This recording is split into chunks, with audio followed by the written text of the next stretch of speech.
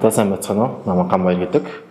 За би ижидийн орон хүүхэд хамгаалах хөгжлийн төв. За ижидийн орон 2 хуулиастад 2 дахь жилдээ бүжиг спортын багшаар ажиллаж байгаа.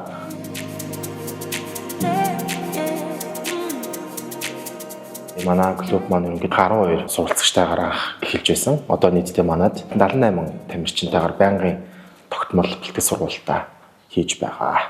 1 2 3 чача 1 2 3 чача 1 2 3 чача 1 2 3 чача 1 2 3 чача.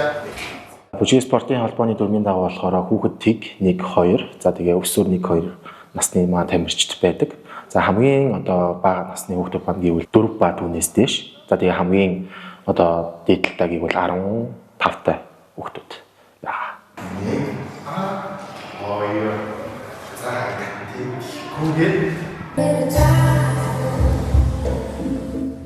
Манай клуб нь болохоор өөрөө 2023 оны 3 сарын 23-нд анх үндэсний олимпиараа Монголын бүжиг спортын холбооны албан ёсны гишүүн байгуулсан. Яг тэр цагаас хойш яг зохион байгуулагдсан холбооны бүхий л тэмцээн, уралдаан, одоо төв болон одоо бүсийн авар шалгаруулах тэмцээн, улсын авар шалгаруулах тэмцээн, за дүүрэг, нийслэл бүх тэмцээнд манайх идэвхтэй ямар ч нэг тэмцээн алгасгалгүй оролцсон. Яг өнгөрсөн жилийн 23 оны үед болохоор нийтдээ бараг 13-4 тэмцээнд оролцсон. За эндээс нь болохоор нэг нь олон улсын тэмцээн байгаа. За тэгээд амжилтаас мас гэвэл одоо нийтдээ манай хүүхдүүд маань бид чинь одоо анх холбоонд байснаас хойш нийтдээ олон улс дотоодын нийтдээ 70-аад медальтай болсон байгаа. 1 2 3 чача 1 цагаа барьдаг. Тэгээд бие зүг авч аваад эмх цэгцтэй гоё юм янзлж яаж магаад энэ бол амар зөв хөгжил боловсралтай болсон.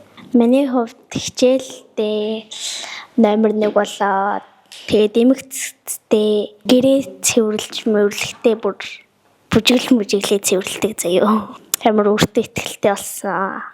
Ер нь бол 14 тэмцээнд орсон. Тэгээд би 14 медаль авсан.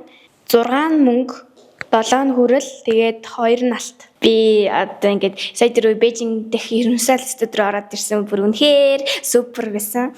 Тэгээд амар том, тэгээд үнэхээр хөвгөлтэй байсан. Би нүнийг ижидийн орон дах ингээд бүжгийн спортын клубд яваад тэгээ хамгийн шилдэг байсан гэж бодож л байгаа.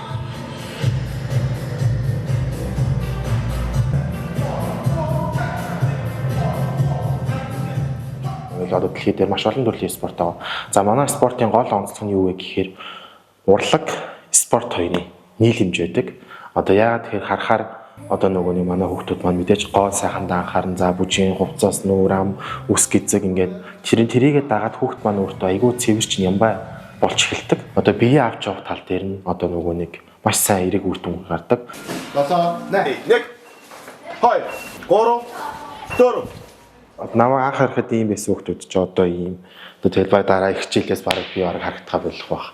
Тэгээ хүүхдүүдийг яг тэгж үсч дивжиж байгаа. Ерөнхийдөө бол ингээд яг надаас ингээд үлгэр дуурайл манай маш их авдаг. Одоо би юу илэн яг тэрийг хийдэг.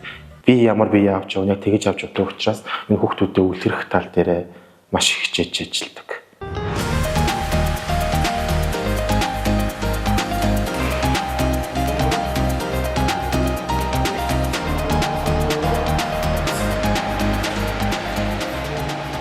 Ингээ анх 2 жилийн өмнө хийсэн эцэг одоогийн эцэг ихээр харьцуулахаар бол тэнгэр газар шиг ялхаад байдаг. Анх бол ингээл ерөнхийдөө бол нэг юм манай нэг үнгүү гэсэн процессор амар хандж байсан. Эцэгчүүдийн хандлага нь айгүй буруу хандлага байдаг. Яг одоо ингээ харангууд манай хүүхдүүд маань ингээ тэмцээн урданд ороод амжилт үзүүлэх эхлэнгүү тэрийгээ дагаад хүүхдийн төлөө ингээ хичээж явах нь одоо харагддаг. Одоо ингээ 2 жилийн өмнө одоог ингээ харахаар одоо ингээл за хүүхд чинь нийгэмд орохны техникээр бүгд ямар ч ажилтай хамаагүй зүгээр пэргээл хүрээд ирчихдэг. За одоо заал руу нэгцэн бэлтгэдэг ингүүд л ээж аваад нь пэр гэж аваад паргэл авчихж байгаа. Ерөнхийдөө бол нэг юм хүүхдэд нь яалтын харахгүй нөгөө нүдэн дээр нь одоо ингээд өсөж дивжээд ирэхээр яг тэрийгээ дагаад эцэгчүүдийн хандлага нь хүртэл ингээд сайжирч байгаа.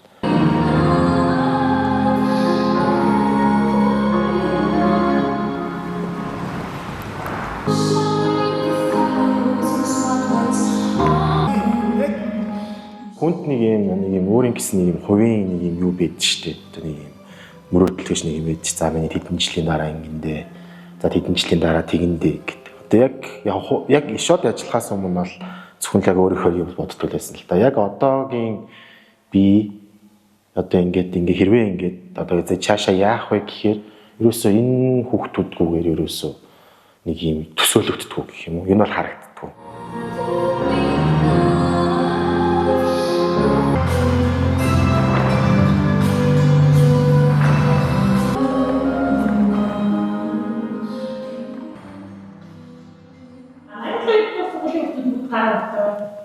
За 140.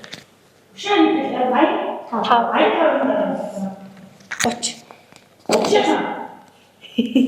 За яа хат зургаас болж байна. За амрагч тагтай. Хайрна. За амрагч нь буруу бай чанар юм. Үжилтэй. Юмиг гэдэг эцгийн үргээд нэг төгстэй гэдэг манай хүмүүс амар төгсөж байна. За төгсөж.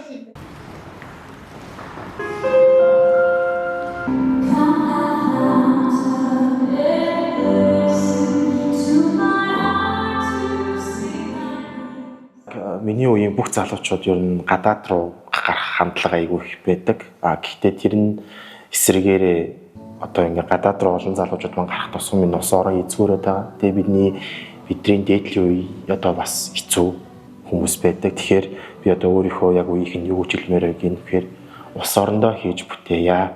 Дараа үеэ сайн бэлтгийе. Дараа үе чинь смарт байжж хэдүүлэнгийн цаашдаа авч явна. Тэгэхээр ерөнхийдөө бол нэг юм би болж байгаа, би бүтээж байгаа, би гэж байгаа хандлагаар битгий хандасаа.